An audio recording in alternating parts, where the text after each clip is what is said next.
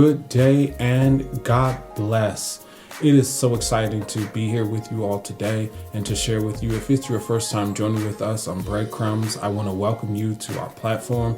If you are a recurring member, I want to say remember to like, and share. And thanks for joining with us again. We have made it a year. It is now December. We started this journey in January of 2020, and look where the Lord has brought us from. With that being said, I have one final message for this year in 2020. Receive. Our last installment for Breadcrumbs for the year 2020 is entitled Carry It with Complications. Carrying It with Complications. My brothers and my sisters, during these times, we must continue to remember that God has a purpose and a plan for our lives. But from time to time, those plans that he has for our lives may be perceived with what is known as a word of complications. Yeah, I said it and I will say it again. Complications. Complications is biblically defined as a situation or an involvement or a confused condition or state. It is simply to say that some things that you go through and some things that you experience when it comes to God won't always make sense. I know that I'm right because the Bible teaches us that God always pushes us to do what always doesn't make sense. He'll tell you to love your enemies, those who despitefully use you. He'll tell you to do things that don't always make sense when it comes to God.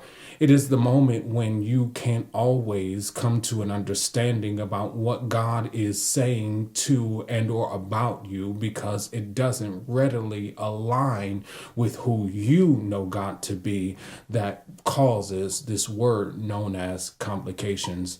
I would suggest to you that complications will help strengthen and build and shift your relationship with God, because complications teach you how to trust God on a level higher than you were expecting.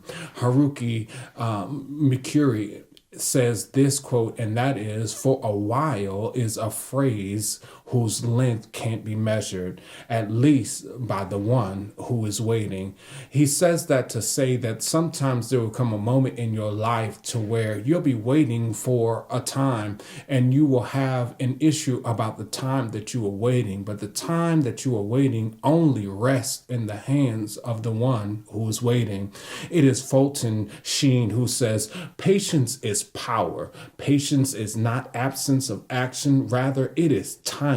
It waits on the right time to act for the right principles and in the right way." Basically, what he goes on to suggest is that timing is not just timing, but timing is aligned with so many other things that God is orchestrating for and with us that push us to a place to move beyond where he goes. The last quote I have for you is by one of my favorites, and that's Dr. Darius Daniels. And he says, "When God is working, he's working. But even when he's not working, he's working." It is to suggest that even when you don't see God moving, that he's moving. That even when God is moving, he is moving. But sometimes you won't always understand the process by which God is functioning and doing a certain thing. I've shared all of this with you because this sums up the levels of complication that the people of God go through. We must be mindful that we can wait and push ourselves to a place to where things don't often make sense to us, but God is always up to something. We must be mindful that the wait can push you to a place that when you think you are looking, what you think you are looking for makes you sad and or makes you feel some kind of way because of the delay of the process.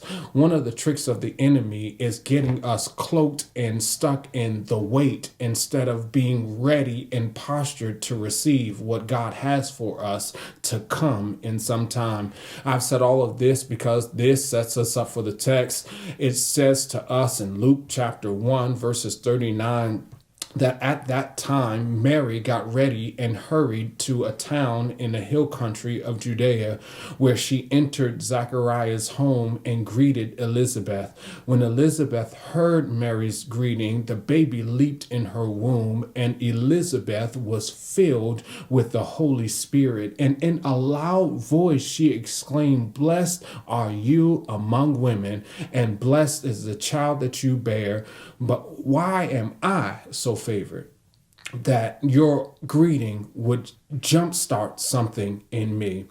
I've shared this with you because we oftentimes forget that she has been pregnant for 6 months. We oftentimes forget that up until this moment, she has felt nothing. Can you imagine what it's like to carry and not feel anything? Can you imagine what it's like to have certain things happen to you and then be in a place where you can't even respond and or have the conversation with your husband because his mouth has been quieted because of doubt and inconsistencies with what he has been set up to do? She is now wrestling in a place where things don't always readily make sense to her, but she is willing to carry it through. One of the things that she teaches us is that she teaches us to wait on it, that the time and the season and the process is not always about the delivery. What she doesn't understand is she is starting to show that she doesn't understand that because of all of this time, that months have gone by, and after 1 month she has a little belly. After 2 months, 3 months, 4 months, she's starting to show the evidence of what God is trying to do in her. And sometimes we get so caught up in the delivery process, in the conclusion of a thing, that we forget that God is posturing us to go through the process. You have got to learn how to wait on it, because she has been showing the whole time. And when you show, you can't forget, and you must understand that that is not just you showing, but it's evidence that God is working with you, evidence that God has planted something in you, evidence that God is preparing you for another place. And the bigger you get, the more it's proof that God is doing something extraordinary with you. Evidence is so powerful because evidence shows that you've been getting bigger the whole time. And no, you don't have what God has promised you, but you do have evidence that it's on the way. Not only does she teach us to wait on it, but she teaches us that because there is war, because there is evidence, there will be warfare. There will be moments where there will be morning sickness, moments where there will be pains, moments where your appetite will change, moments that your walk will change. But these are all complications of the evidence of what God is doing with you. And when you cannot properly manage the complications that God has for you, you will misunderstand what God is trying to do with you. She has been pregnant for 6 months. Not a couple days, not a couple experiences, but she's been pregnant for 6 months. And up until this time, God continues to show her the evidence. And we must be mindful to not let the evidence of what we are going through make us weary in the wait. It can't make you weary in what you are going through, but know that there is an appointed time. One of the last things that she teaches us is she teaches us that we've got to learn how to carry things through. It is when she gets Mary's greeting that she is 6 months pregnant, but she still has 3 months to go. She still has some time to get through what God has called her to. And sometimes what God is trying to do for you is just give you a sign in the process so you can get through what you're going through. Yeah, he's been quiet. Yeah, he hasn't said much, but God will always give you a sign and the security to say what's in you is still alive. What's in you is still breathing. What's in you is waiting for an appointed time. All you have to do is see that place through. The last thing that Elizabeth teaches us is she teaches us that there is a baby coming after this. My brothers and my sisters, if I can't leave you with any good news, I would leave you that there is something coming after this that you have to raise and develop. And I know 2020 has been strange. I know 2020 has been abnormal. I know that 2020 has not been what we have all expected it to be, but God has been processing you. God has been building you. God has impregnated you with a gift, a talent, something that he has been cultivating in you for 20 and 21. And you've got to remember that a baby is coming after this. Carry it with complications, but continue to carry it. Carry it with some issues and some things that don't always make you feel good, but continue to carry it, because there is a baby coming after this. God is not going to let what he put inside of you sit inside of you. He is going to let it translate and go further than what you expected. What's in you has got to come out, because it's necessary for where God is calling the people to be. Know that what God has called you to, that there is going to be a baby that comes after this. Raise it, develop it, do what's necessary to continue to cultivate what God has placed inside of you, because this is not just a 9-month process.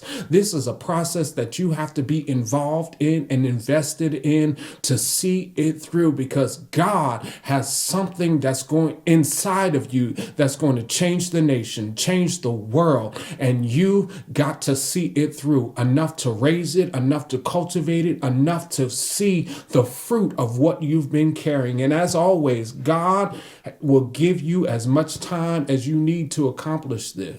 Maximize your existence and continue to carry it.